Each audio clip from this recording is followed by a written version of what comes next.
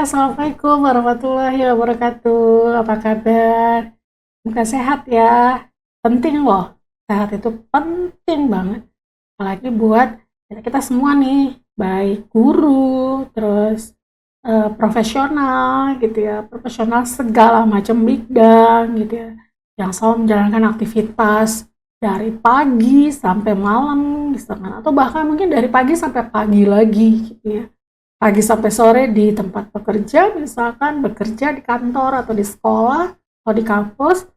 Nah, malamnya mulai melakukan aktivitas lagi nih, entah mungkin melakukan menyelesaikan pekerjaan yang belum selesai gitu ya, atau mungkin tanggung jawab lain gitu ya, sehingga banyak yang harus dikerjakan.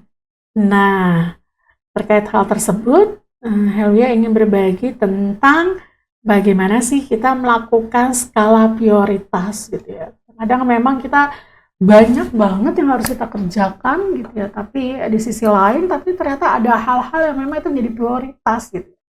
Yuk kita sama-sama yuk, kira-kira ini pas nggak gitu ya.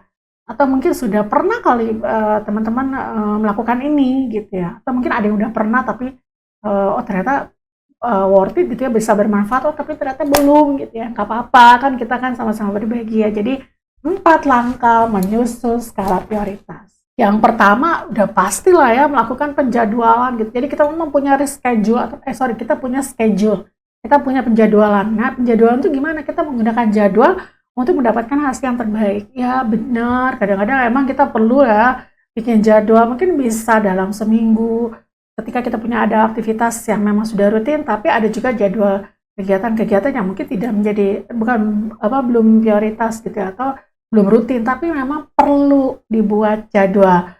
Selain jadwal itu bisa menghasilkan yang terbaik, ternyata itu juga bisa mengelola tenggang waktu gitu ya. Jadi kita nggak terlalu merasa bahwa semuanya itu ada, ini harus dikerjakan segala macam, tapi kita sampai nggak ada tenggang waktu buat mungkin kita beristirahat, gitu, atau mungkin buat kita ibadah, mendekatkan kita diri sama Allah, misalkan seperti itu. Terus yang kedua, yang ketiga adalah menyusun waktu yang tepat untuk setiap tahapan tugas gitu ya. Jadi memang, oh kita mau mengerjakan ini nih, oh kita mau menyusun ini waktunya kapan, terus ini waktunya kira-kira perlu berapa jam, terus ini harus ada jeda waktu gitu ya, terus mengecek kembali dan memperbaikinya bila dianggap itu perlu. Nah, kadang-kadang mungkin jadwal-jadwal tersebut ternyata kita sudah membuatnya, sudah merancang, kita melihat lagi terus tahapannya, ternyata ada yang harus diperbaiki, oh ini kayaknya nanti dulu deh, oh ini dulu deh gitu kan ya, oh ini kayaknya bisa yang kesekian, oh ini yang jadi prioritas lagi, oh ini kita boleh aja sih mengecek kembali, karena emang yang paham adalah diri kita terkait dengan jadwal skala prioritas kita gitu ya, baik dalam tanggung jawab kita dalam pekerjaan atau profesi kita, atau tanggung jawab pada diri kita sendiri dengan pendekatan kita kepada cara spiritual misalkan gitu ya. Jadi memang perlu dilakukan penjadwalan. Yang kedua adalah menata diri. Yuk kita memperbaiki, memperbaharui. Jadi kita merefreshment apa sih yang harus dikerjakan sesuai dengan urutan yang dibuat nih gitu ya. Terus juga kita harus bisa menggunakan teknologi nih dengan bijak gitu. Jadi perbaharui lah gitu ya hal-hal yang harus kita kerjakan, tapi ya tadi gitu, urutannya apa dulu nih yang harus dipentingkan gitu ya. Mungkin semuanya penting, pastilah ya, semua yang kita lakukan itu semuanya penting lah ya gitu, nggak mungkin nggak penting, tapi pasti dari penting itu ada yang lebih penting lagi ya. Misalnya gini, di sela-sela memang kita lagi melakukan aktivitas, tapi di momen tertentu juga kita juga harus mendekatkan secara spiritual, misalkan kan sudah waktunya nih kita harus ibadah, misalkan sholat atau apa. Nah, itu juga penting juga ya, tapi ada juga yang lebih penting ya. Yuk kita break dulu, kita sholat dulu. Terus juga kita melakukannya juga dengan concern, khusyuk gitu ya. Terus juga ada doa-doa dulu, ada zikir dulu gitu ya. Bahkan diusahakan mungkin kita ada ya mendekatkan diri lah ya dengan mengaji sebentar gitu ya, sehingga penting juga kan itu gitu. Jadi nggak hanya kita fokus kepada satu hal, tapi satu hal itu terlewatkan gitu ya. Terus yang kedua adalah memanfaatkan kemajuan teknologi gitu ya dengan bijak. Nah, banyak kan yang kita manfaatkan dari teknologi itu, tapi ya tadi gitu ya, mungkin emang sebenarnya teknologi itu mensupport kita ya, tapi jangan sampai kita lalai dengan support-support yang diberikan dari teknologi, sehingga karena lalai itu akhirnya kita tidak apa namanya, menata lagi gitu ya, tidak memberikan prioritas lagi, kita tidak merefresh lagi gitu ya. Jadi memang kita harus bijak juga dengan teknologi tersebut. Nah, yang berikutnya adalah, nah ini dia, kita masih agak kesulitan kalau kita bicara, bisa nggak sih kalau kita bilang enggak, sorry, gitu, atau tidak gitu kan.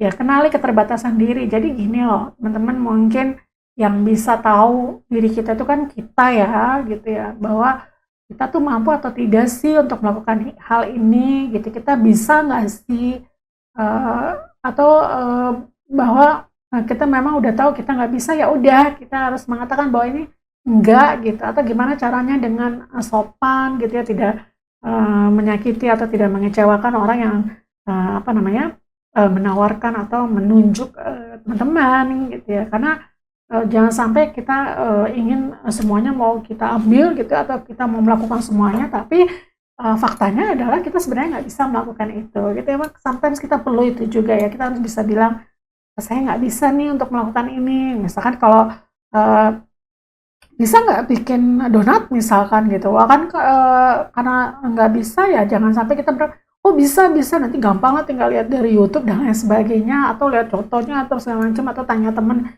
Enggak, kalau emang kita tidak punya keahlian di situ atau kita tidak bisa itu, kita bilang aja nggak bisa gitu ya. Terus katakan dengan jujur bila tidak sanggup menyelesaikan tugas yang diberikan. Nah, kalau memang kita udah nggak bisa, terus kita nggak sanggup nih, wah ini kayaknya udah dengan banyak hal yang, dan ini kalau nggak bisa udah deh, bilang aja gitu ya. Jadi jangan sampai kita terjebak di dalam sesuatu yang sebenarnya itu tidak tidak perlu terjadi, tapi kita melakukan itu gitu ya. Terus apabila terpaksa, misalkan ya memang ternyata kita harus melakukan itu, terus karena kita juga nggak bisa melakukan penolakan, atau meskipun sebenarnya kita tahu bahwa kita tuh nggak bisa gitu ya. Nah, ya mau nggak mau kita minta apa namanya, spare waktu gitu ya, atau janjikan minta waktu tenggang untuk bisa memahami gitu ya. Memang ada hal positif ketika memang kita apa, mencoba untuk ya kayaknya udah bisa deh, tapi perlu waktu untuk dipelajari, boleh sih seperti itu, tapi ya tadi ada konsekuensinya. Nah, kita harus siap dengan konsekuensi tersebut.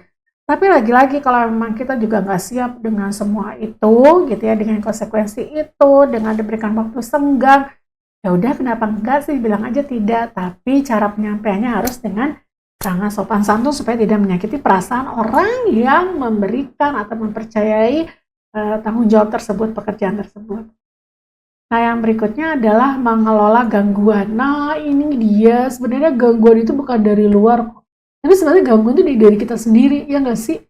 Kadang-kadang kita itu nggak bisa mengelola gangguan dari diri kita. Ya macam-macam lah ya, misalkan di saat kita lagi mau konsen mengerjakan sesuatu, terus kita lagi bawahnya pengen apa namanya, scrolling apalah medsos ya, lihat-lihat apa namanya, berita-berita gitu ya, atau video-video yang menurut kita menarik atau apa gitu ya, atau mungkin kita keasikan mendengarkan musik gitu ya, atau menonton film dan lain sebagainya. Sebenarnya itu gangguan dari diri kita, jadi kita tuh harus menata juga nih gangguan-gangguan yang sebenarnya aduh, ketika kita merasa bahwa cuma sebentar kok gitu kan, 1 jam aja, lama banget gitu kan ya, padahal sebenarnya pengennya ya kan ini lagi lelah, jadi biar nggak jenuh mau nonton film dulu misalkan, atau mau dengerin musik dulu, ternyata keenakan kita ketemu lagu-lagu yang enak apa segala macam, yang tadinya cuma 1 jam jadi lebih gitu, daerah terbengkalai kan, nah itu ya. Terus yang berikutnya adalah dalam situasi kritis, usahakan agar fokus pada tugas yang dihadapi. Nah, jadi kalau misalkan memang udah injuring panik gitu ya, perlu nih cepat selesai, udah ditunggu nih, udah deadline nih, udah apalah pokoknya. Nah, prioritas dulu ya, fokus sama sesuatu yang harus dihadapi. Jadi paniknya nggak usah, kita berusaha untuk tidak panik, take it easy gitu ya, calm gitu ya, tenang gitu ya, tapi selesai. Jadi fokus dan tawarkan alternatif waktu lain secara tegas, tapi tetap sopan gitu ya. Jadi apapun juga kita memberikan opsi lah ya gitu ya, opsi-opsi, tapi tetap juga disampaikannya dengan penuh sopan santun. Jadi tidak apa namanya, kalau kata orang tuh main ngomong aja tapi nggak memikirkan orang tersebut rasanya seperti apa gitu. Jadi prioritasnya adalah bahwa kita juga harus menangani gangguan dari diri kita. Terus juga kalau sudah di situasi krisis atau udah deadline atau udah injuring time, kita juga harus tetap menyelesaikan dan tetap harus fokus dan juga menawarkan alternatif ya. Jadi kalau memang itu ada opsi-opsi tadi gitu ya, ada bisa diselesaikan dengan perlu waktu lagi atau text time atau apa, tapi juga tetap dengan cara yang baik dan sopan. Nah, itu dia sedikit berbagi terkait dengan bagaimana kita menentukan skala prioritas gitu ya. Jadi ada melakukan penjadwalan gitu ya. Terus yang kedua menata diri, yang ketiga berani bilang tidak, dan yang keempat adalah mengelola gangguan. Semoga bermanfaat ya. Mudah-mudahan ini masih sedikit. Teman-teman udah mengerjakan semuanya ini atau mungkin ada tambahan?